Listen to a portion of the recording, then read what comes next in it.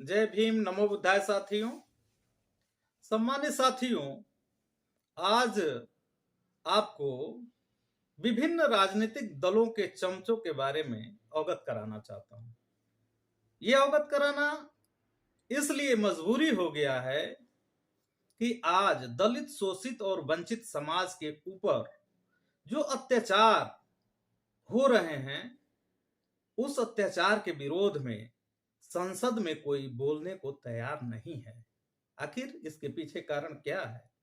तो सम्मानित साथियों, जब हम बहुजन समाज पार्टी की तरफ देखते हैं तो ये देखते हैं कि जब संसद में बहन कुमारी मायावती जी थीं और बहन कुमारी मायावती जी ने दलितों, पिछड़ों और वंचितों का आवाज जब उठाने का काम किया तो उन्हें सत्ताधारी पक्ष द्वारा रोकने का काम किया गया।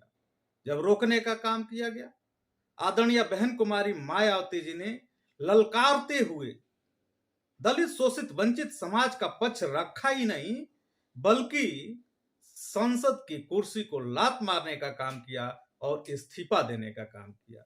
ऐसी शेरनी जब संसद में होगी तब दलितों, वंचितों और पिछड़ों का अधिकार सुरक्षित हो पाएगा।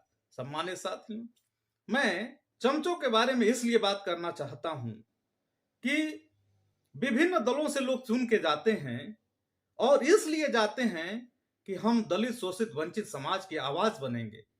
आज देश में लोकसभा की 543 हैं और बाकियों की छोड़ दिया जाए, सिर्फ उन लोगों पे विचार किया जाए जो लोग बाबा साहब डॉक्टर अंबेडकर के दिए हुए अधिकारों के वजह से आज संसद में पहुंच रहे हैं। सिर्फ आरक्षित सीटों की बात किया जाए तो 131 जो हमारे सांसद है, जो आरक्षण कोटे से लड़के गए हैं विभिन्न दलों से, वो जब दलितों, शोषितों और वंचितों के खिलाफ संसद में कोई नियम, नीति, पॉलिसी लागू की जाती है या बनाई जाती है तो उसका मुखर होके न विरोध करते हैं और ना ही जवाब देते हैं। इसके पीछे क्या कारण है? या भारत में जब अन्य जगहों पे किसी दलित, शोषित, वंचित समाज के साथ अन्याय, अत्याचार, व्यभिचार होता है तो उसकी आवाज तक उठाना पसंद नहीं करते। क्यों?